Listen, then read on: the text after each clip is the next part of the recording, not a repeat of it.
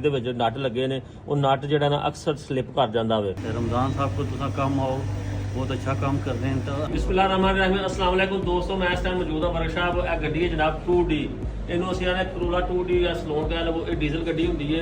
ਇਹ ਗੱਡੀ ਦੀ ਜਨਾਬ ਕਰਦੀ ਸੀ ਵਾਈਬ੍ਰੇਸ਼ਨ, ਥਰਥਰਾਹਟ ਕਰਦੀ ਸੀ, ਕਿਸੇ ਬੰਦੇ ਨੂੰ ਪਤਾ ਨਹੀਂ ਲੱਗਾ ਕਿ ਮਾਮਲਾ ਕੀ ਹੈ। ਇਹ ਗੱਡੀ ਨੂੰ 4 ਠੀਏ ਹੁੰਦੇ ਨੇ, ਯਾਨੀ ਕਿ ਮਾਊਂਟਿੰਗ ਵੀ ਕਹਿ ਲਵੋ, ਇੰਜਨ ਫਿਨਿਸ਼ਨ ਵੀ ਕਹਿ ਲਵੋ। ਇੰਜਨ ਫਿਨਿਸ਼ਨ ਇਹਦੇ ਤਕਰੀਬਨ 4 ਹੀ ਸਹੀ ਸਨ, ਲੇਕਿਨ ਉਹਦੇ ਬਾਵਜੂਦ ਵੀ ਗੱਡੀ ਥਰਥਰਾਹਟ ਕਰਦੀ ਸੀ, ਵਾਈਬ੍ਰੇਸ਼ਨ ਕਰਦੀ ਸੀ। ਇਸ ਗੱਡੀ ਨੂੰ ਜ਼ਿਆਦਾਤਰ ਜਿਹੜਾ ਮਸਲਾ ਆਇਆ ਨਾ, ਇਹ ਗੱਡੀ ਨੂੰ ਮਸਲਾ ਆਇਆ ਵੀ ਇਹ ਜਿਹੜੇ ਜਨਾਬ ਇਹਦਾ ਟੈਮਿਕ ਠੀਆ ਹੈ ਨਾ, ਟੈਮਿਕ ਫਿਨਿਸ਼ਨ ਅਸੀਂ ਇਹਨੂੰ ਆਉਂਦੇ ਹਾਂ। ਇਹਦਾ ਜ਼ਿਆਦਾ ਮਸਲਾ ਆਇਆ ਕਿ ਇਹ ਨੀਚੇ ਜਿਹੜੇ ਬਾਡੀ ਦੇ ਵਿੱਚ ਨਾ, ਅੰਦਰ ਗਾੜੀ ਦੇ ਵਿੱਚ ਨਟ ਲੱਗੇ ਨੇ, ਉਹ ਨਟ ਜਿਹੜਾ ਨਾ ਅਕਸਰ ਸਲਿਪ ਕਰ ਜਾਂਦਾ ਵੇ, ਲੇਕਿਨ ਉਹ ਕਿਸੇ ਆਮ ਬੰਦੇ ਨੂੰ ਪਤਾ ਨਹੀਂ ਚੱਲਦਾ। ਤੇ ਜਿਸ ਟਾਈਮ ਇਹਨੂੰ ਤੁਸੀਂ ਟਾਈਟ ਕਰਨ ਲੱਗੋ ਨਾ ਜਾਂ ਖੋਲਣ ਲੱਗੋ ਤੇ ਇਹ ਅੰਦਰੋਂ ਸਲਿਪ ਹੋਏਗਾ। ਫਿਰ ਅਸੀਂ ਇਹਦੇ 'ਚ 2 ਹੱਲ ਕਰਨੇ ਆ। ਇੱਕ ਤਾਂ ਜਾਂ ਡੈਂਟਰ ਕੋਲੋਂ ਕਟਾ ਕੇ ਤੇ ਅਸੀਂ ਇਹਦੇ ਵਿੱਚ ਨਾ ਜਨਾਬ ਨਟ ਲਵਾਉਂਦੇ ਆ ਇਹ ਜਗ੍ਹਾ ਤੇ। ਇਹ ਦੋ ਅਕਸਰ ਜਿਹੜੇ ਕਾਬਲੇ ਨੇ ਨਾ, ਇਹ ਜਿਹੜੇ 2 ਕਾਬਲੇ ਨੇ ਅਕਸਰ ਇਹ ਸਲਿਪ ਹੋ ਜਾਂਦੇ ਨੇ ਕਾਬਲੇ। ਇੱਕ ਇੱਧਰਲਾ, ਇੱਕ ਹੈ ਬੈਕ ਸਾਈਡ ਵਾਲਾ।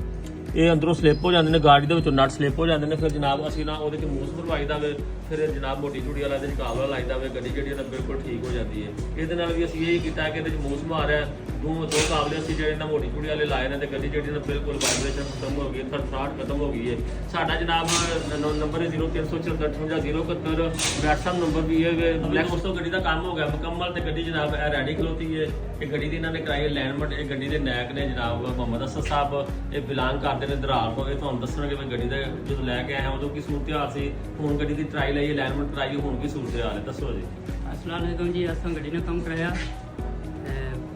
जिसने फाउंडेशन ना सी मसला हूँ बिल्कुल ठीक है। ट्राई की है मुकम्मल हो गया है। असां कम शाम इतने कराने बाका सादरों वालों कोई मसला नहीं, सब कुछ हो गया है।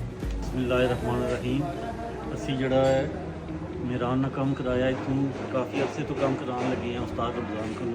तो बहुत अच्छा काम करने हैं तो वायद ऐसे बंदे हैं जो काम कर रहे हैं तो उसकी गारंटी देने तो नाल उसकी डेट भी इसने पर पाने। बाकी मेरे को ऐसा कोई मकैनिक नहीं जो काम करे तो उस बाद अगर कंप्लेन करो तो वो फिर मुकर जाता है। रमज़ान साहब को तुसा काम आओ, बहुत अच्छा काम कर रहे हैं तो हर तरह की गारंटी भी